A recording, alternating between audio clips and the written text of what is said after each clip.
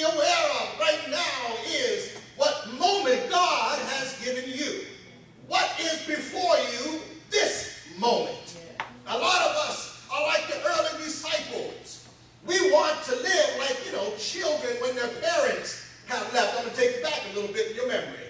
Do you remember the times when your parents were gone out of town? So you decided you was going to throw a party because you had some time.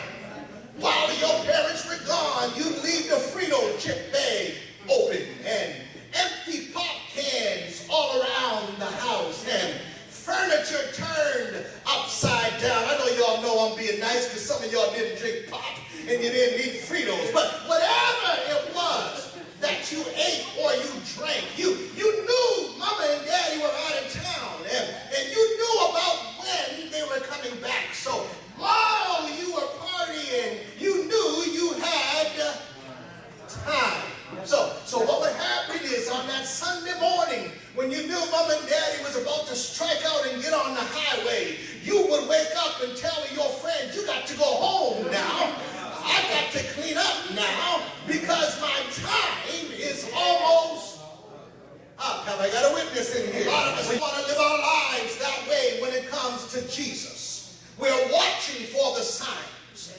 And Jesus tells us in that 39th verse that we're like a man who knew what time his house was going to be broken into.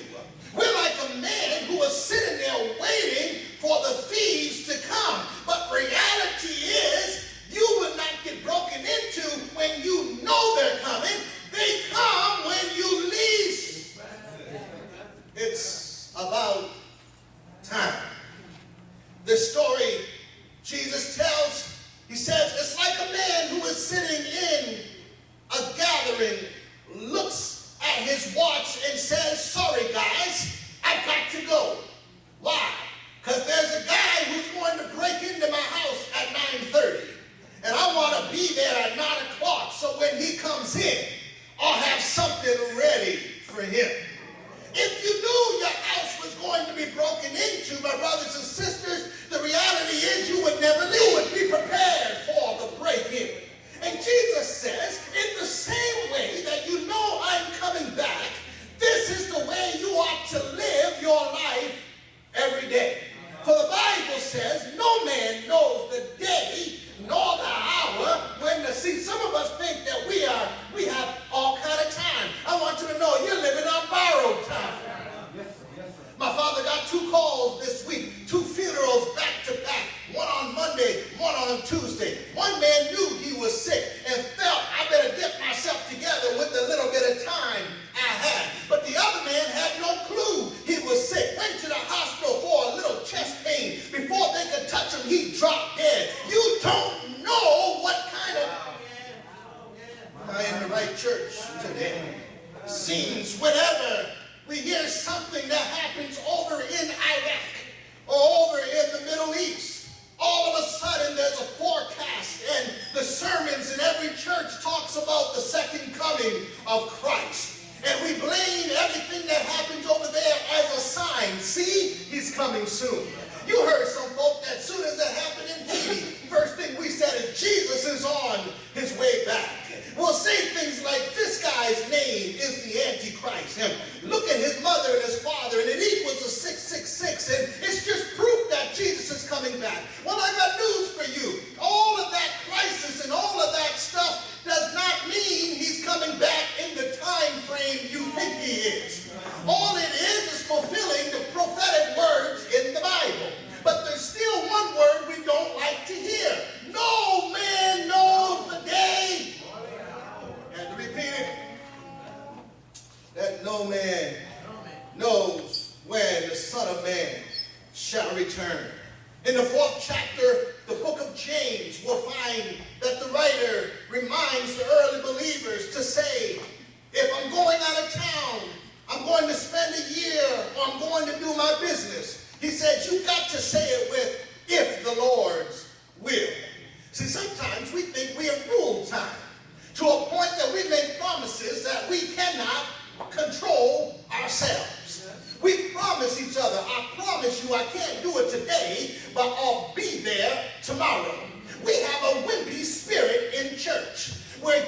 something today and I'll gladly pay you on Tuesday. Because you think you have time. Look at somebody call them wimpy. You think you have time. We borrow from each other. And what you need to understand is what we're doing is we're taking the wimpy spirit in the house of God. And we come to the house of God, and God says, praise me right now. And we say, Lord, thank you for your blessing, but I'll pay you on Tuesday. God is saying, get up and run around right now, because nobody else is. You'll say, Lord, it's not time. But God's time and your time are not always.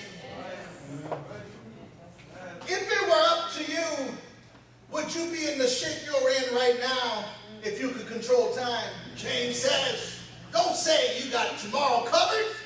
Say, I'll do it if it be the Lord's will. In other words, what you're really doing is you're saying, it's not up to me, it's about God. Says, don't put off tomorrow to tell your loved one that you love them. Don't put off tomorrow to do something for God that he asked you to do today. Kind of reminds me of a man and a wife, and the man was working for his family and doing all kinds of things, and while he was working, he couldn't spend enough time with his children, and he was trying to make money traveling city to city, and his wife said to him, honey, I need you to figure out how you can spend more time at home. And years went by while he was out doing his business, trying to make money, and it says that one night while he was in a hotel rushing, he stopped for a minute and he said something hit him, and he realized, I'm not spending enough time with my family.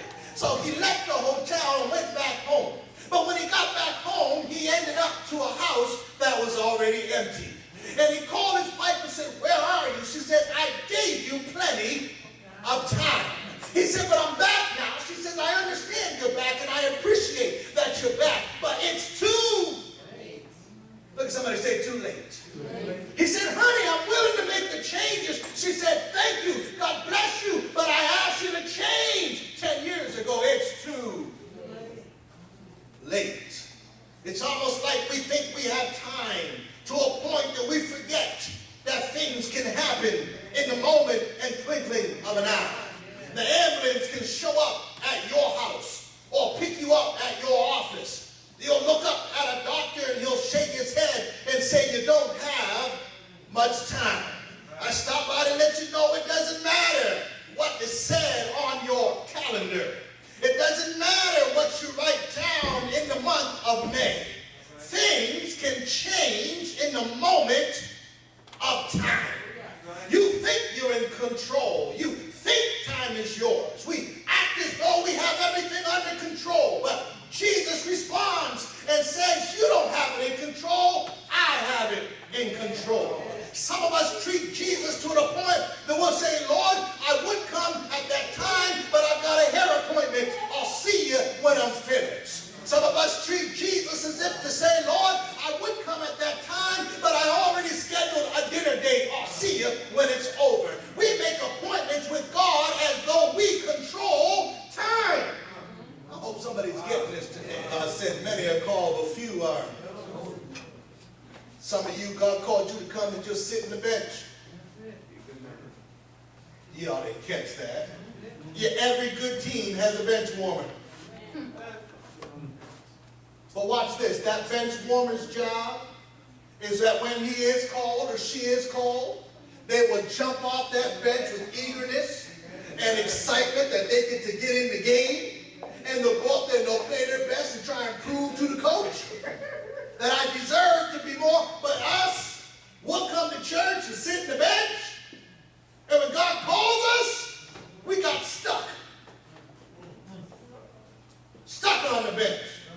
Some of us on the bench got splinters from the wood, sitting so long. Some of us got butt imprints, sitting so, have behind the imprints.